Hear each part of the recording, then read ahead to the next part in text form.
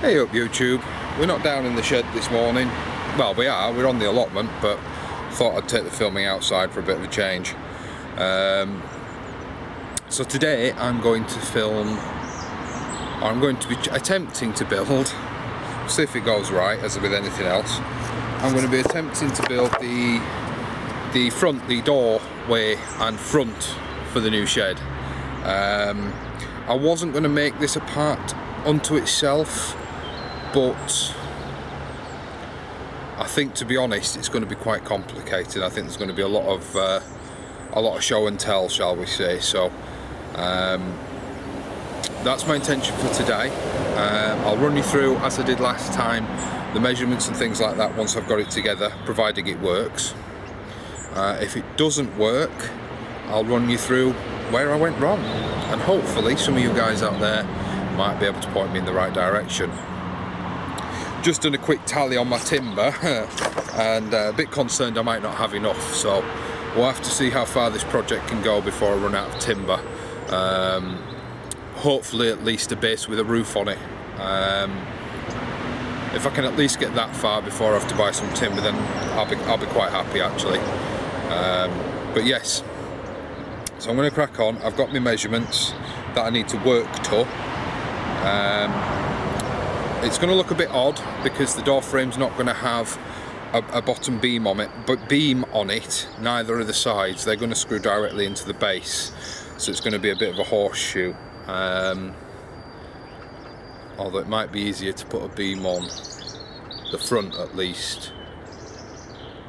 No, it's not. Well, I might put a beam on. No.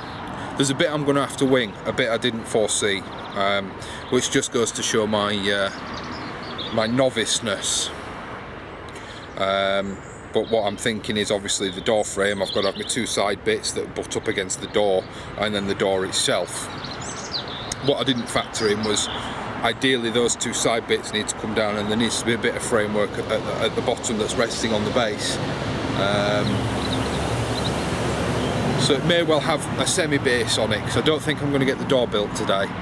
But hopefully I can get the rest of the frame done and nice and square. So anyway, we'll see how it goes, and I'll see you later.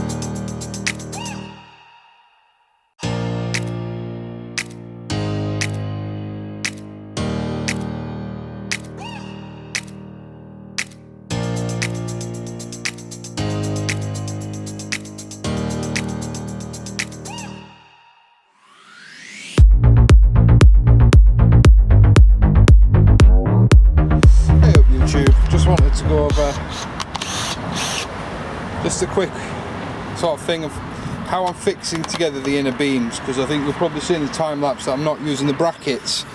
So hopefully I've got you lined up and shot. I think I'm just going to come around behind the camera just to make sure.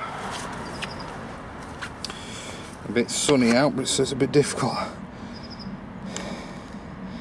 Yes, so you can kind of see what I'm doing. If I put my hand there, is I'm only drilling a pilot, so I'm not bothered about it going all the way through, but a rough angle, let the drill bit tear, and then push it through.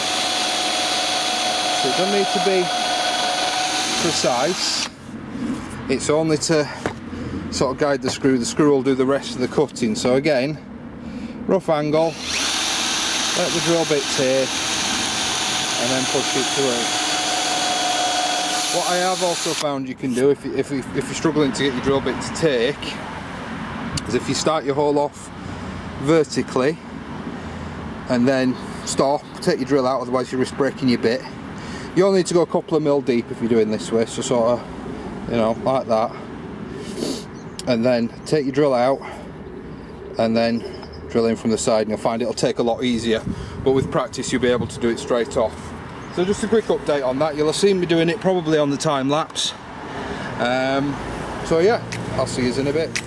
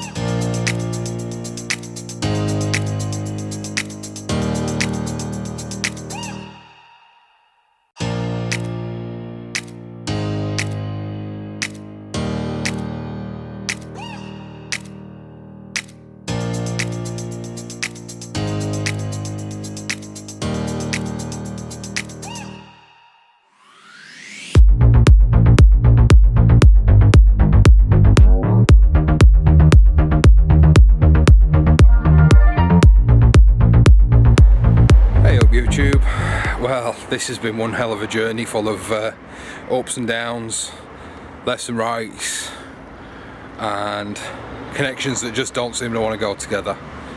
I'll flip you around, I'll run you through some of the things I've done, some of the things I've winged it, and some of the things actually are just together for now, quite frankly. I don't like the way some of the things are fixed, so some of the things will be getting changed once I've got some. I need some flat L brackets, it seems, for me to be happy anyway. I probably wouldn't need it actually once I've put the door in and the sheeting on, but for me to be happy it's going to need it, so I'll crack on. So I'll turn you around and I'll show you what's going on. Okay guys, so it's very difficult to try and get all this in shot. This is from very bottom edge to very top edge, 7 foot 6 inches, that's 7.5 feet. The reason being for that is I'm 6'2". I want a bit of extra height inside the shed. I want to make sure I've got, basically I want to make sure I've got plenty of room inside the shed upwards. And also, because my solar panels are on the roof, I don't want somebody being able to come along and just get a stone or a stool or a pallet or something and being able to reach the roof. So that's why this has been done the way it's been done. So yes, 7 foot 6 inches from top to bottom, and then obviously 6 foot from side to side. That looks really wonky. It's coming out, I think. I don't like it. I think I need to swap it for a smaller batten. I don't know, we'll see. And then what I've got here, I've got a door that is 2 foot 6 inches wide. Okay, so it's 2.5 feet. So that leaves 3.5 feet divided between those two sides. Okay, 2.5 feet for the door because I'm as wide as I'm tall, as you will have seen in the videos. It's straight-sided. It doesn't look it, but that is just perspective.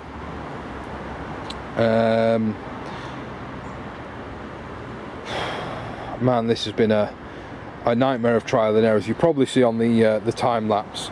But what I ended up doing was building a box frame all the way around, box frame, then putting these guys in on the measurements that I'd worked out here, which I think, including my wood width, I think that works out to be the inner dimensions there work out to be, I think, 1 foot 9 inches. I can't remember exactly.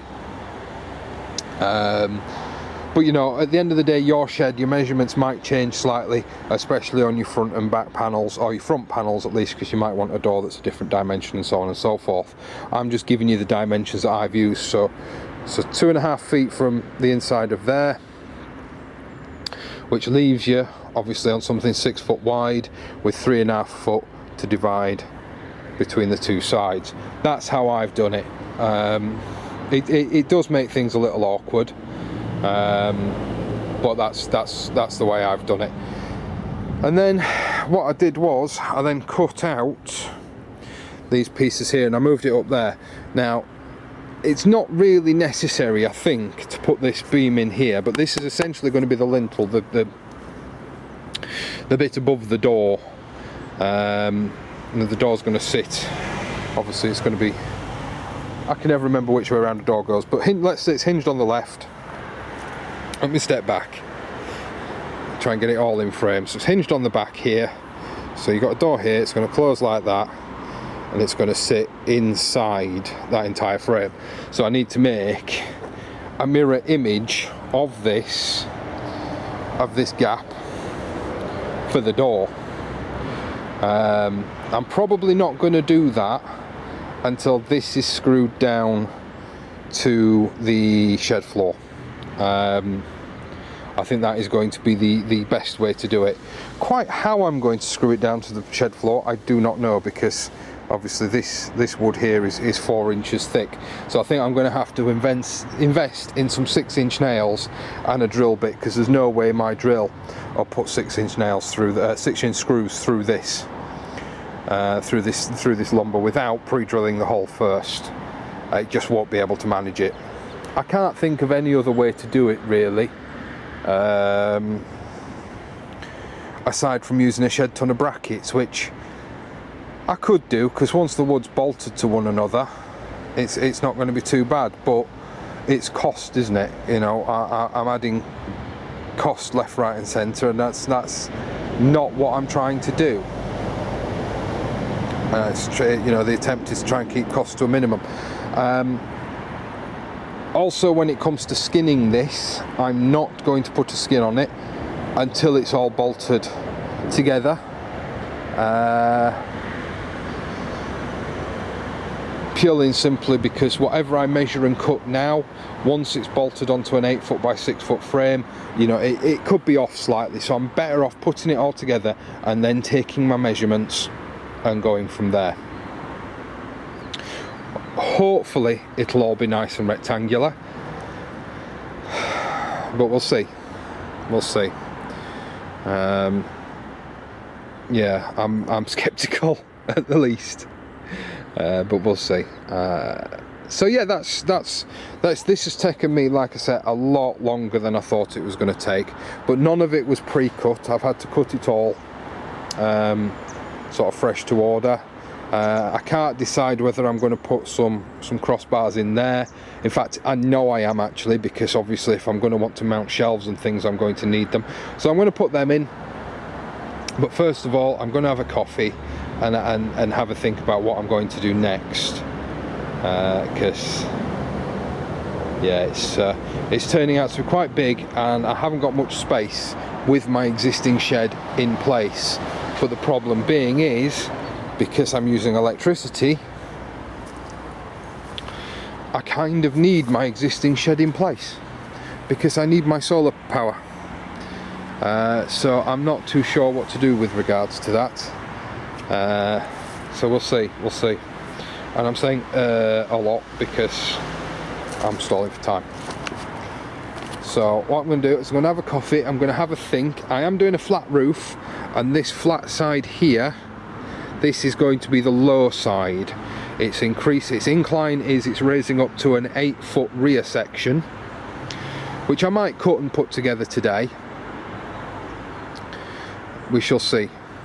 But but that's my plan. I might put the 8-foot rear section together today. I don't know. There's not going to be any windows in it in its current state, because I haven't got any. But with the addition of the LED lights and things like that I already have, I hope and feel that I'm not going to need them. That's my intention. So I'm going to leave it there, and realise I've just stood talking whilst you were looking at a compost bin. That's not very nice. Let me flip you around. Quick recap. So yeah, what I'm going to be doing is I'm going to have a coffee and a think. I'm going to stop. I'm going to have a coffee and a think, review my plan. I've stuck to the measurements as much as I can, well, I've stuck to my measurements quite rigidly actually, and so far it's working, apart from the height of the door. I really miscalculated that.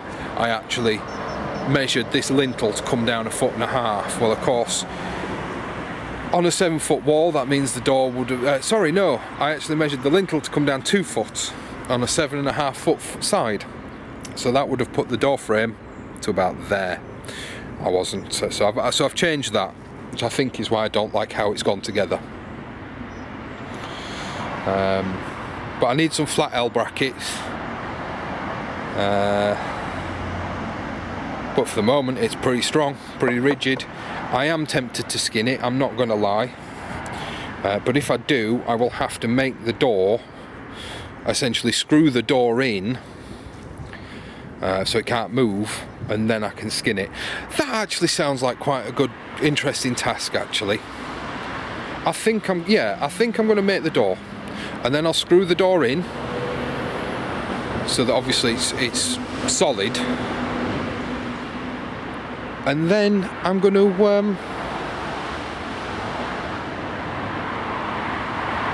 skin it. Yeah, I really like the sounds of that. I'm going to have a coffee and a think, but I really like the sounds of doing that. So I'll see you in a bit. Hey up YouTube. Well, it was kind of inevitable. Ooh, colour. But rain has stopped play. It's absolutely siling it down. It's at least put a pause on things. I mean, not that much of an issue really, because battery for the drill ran out, so I can't put any more pieces together. I actually had done the majority of the cutting that I had to do, so yeah, a little gutted. But the majority of the cutting has now been done. See if I can show you out there. It's gonna struggle with the white balance now, isn't it? So all I really wanted to do, and I'm hoping I'm going to get a break in the rain to do it, was make the door frame, which I've pretty much done, and then I was just going to board ply all the way across, and then sort of draw around the door, cut the door out,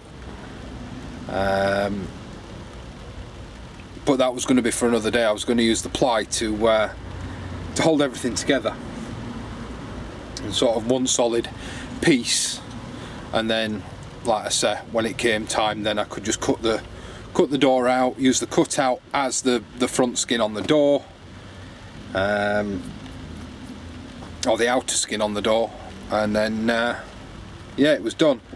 But just as I was getting close to that point, the heavens opened, my drill ran out of charge, so little gutted. I'm going to give it 10-20 minutes. If we get a break in the rain, I'm going to try and get it finished. If not, I'm going to go home, and this is going to turn into a part 2 of part 2 video. Well, you won't see it like that, it'll be one video, I'll edit it all together, but you know, it'll explain the change in the weather and the climate and the clothes, and although generally I'm wearing the same thing down the plot. So yeah, I'll see you later.